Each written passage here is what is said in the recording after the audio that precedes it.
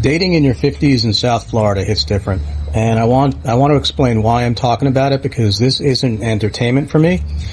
This came together after a 10-mile walk and sitting alone on the beach, with no phone, no distractions, just time to think. And the longer I sat there, the clearer it became that most men are completely unprepared for the reality of online dating today. If you're a man rebuilding your life in your 40s or 50s, this will sound familiar. I've been dating for over 45 years. I've started with fifth grade pizza, ice cream, movie dates, nothing serious. And I met my ex-wife on one of the very first dating platforms, AOL Chat, back in the late 90s. Since then, I've been dating apps, on and off for about 11 years. And out of all that time, I've only had 2 long-term relationships. Every other meaningful connection that I've ever had in person, now, I like women. I date women. This isn't about hating women. It's about understanding reality so men stop hurting themselves. And that matters because despite all the apps, filters, and algorithms, there's still no replacement for meeting in real life. And dating didn't just evolve, it shifted. Social media and dating apps didn't make connection easier. They made validation easier. Most people today aren't looking for connection. They're looking for validation.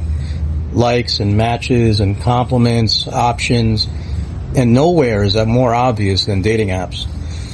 A lot of women aren't there to meet someone, they're there to feel chosen, and men are supplying that validation nonstop for free. Most of us grew up hearing the same advice: be nice, be available, be consistent, be accommodating. That's how you attract women. That belief quietly destroyed a lot of men's dating lives. And nobody calls it out because it sounds polite. It's still bullshit. There's a reason women orbit guys who don't pedestalize them, guys who don't chase, guys who don't overinvest early. It's not because women are broken. It's because biology doesn't care about modern narratives.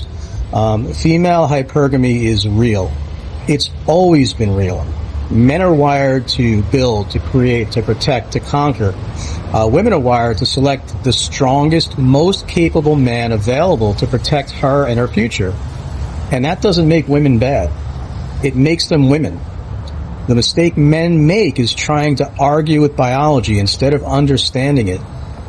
Dating apps today aren't what they were even 5 years ago. It used to be simple. You matched, you chatted briefly, you met. Now it looks like this. You match, you chat, you suggest meeting, she disappears. Every man watching this knows exactly what I'm talking about. Dating apps have become a massive time, energy, and financial sink with very little return. Now, there's nothing wrong with a man showing interest in a woman. What most men get wrong is what happens after. Most men think dating is about saying the right thing. It's not. It's about knowing when to say nothing. Silence is the most powerful tool in a man's toolbox. Silence says more than words ever could. You can't argue with emotions. There's no point trying to speak logically when a woman is in her emotions. Guys, when emotions take over, words don't lead. Behavior does. And silence is behavior. Silence and distance are the correct response to negative energy, drama, or emotional manipulation. Not explaining, not defending yourself, not trying to fix it. A man who understands silence doesn't react. He observes. He lets emotions burn themselves out. Because a man who talks less forces the other person to feel more. You show interest, then you pause. You don't chase. You don't audition, you don't over-explain. You let her discover you. If she's interested, curiosity takes over. She leans in, she invests. If she's not, you back off. We do not reward low-effort messages like a hey or an emoji, like a wave, heart, or smiley face. Silence is the response, guys. Effort gets rewarded. Curiosity gets rewarded. Low effort gets nothing. So if her interest rises, she'll let you know. Real interest is obvious. It shows up with effort and curiosity and how she communicates. And women are very clear when they're interested in something real. Over time, I started realizing I wasn't the only one seeing these patterns. I figured this out through experience first. Then I noticed other men talking about the same realities from different angles. Guys like Corey Wayne.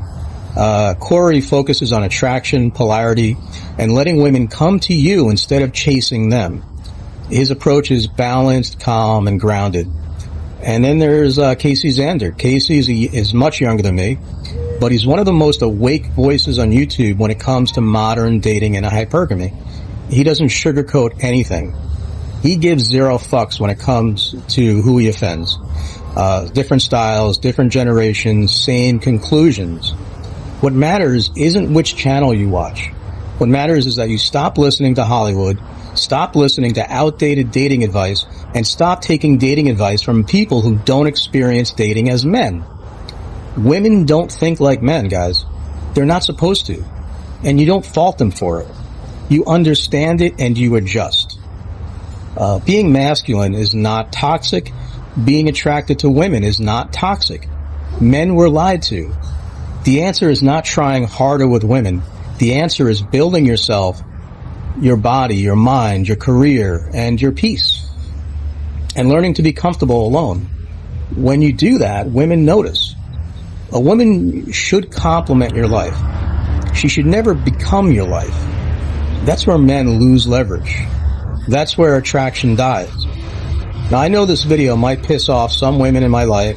It might hurt my dating options. I don't care, because men need to wake up. Men need to stop handing out free validation online. It leads nowhere. Dating women in their 20s, 30s, 40s, or 50s is different in details, but not in principle. You don't need game. You show interest. You reward effort. That's it. Almost any man can flash money, cars, or lifestyle and attract a very attractive woman, but at what cost?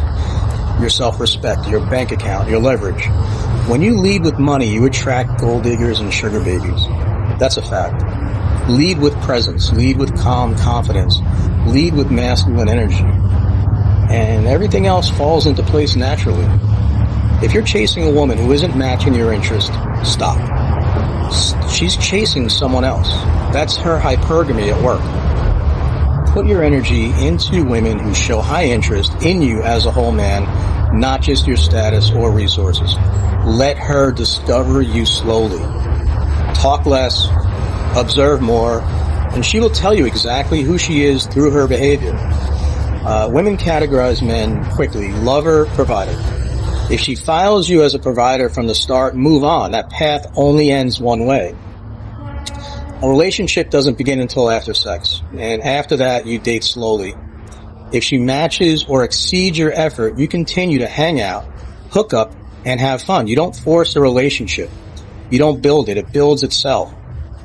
Dating in South Florida versus New Jersey is like fishing in the ocean versus fishing in a pond. Like, in a pond, you catch bottom feeders and the occasional keeper. In the ocean, you land something bigger. And yes, you'll see sharks and barracudas. You just throw them back.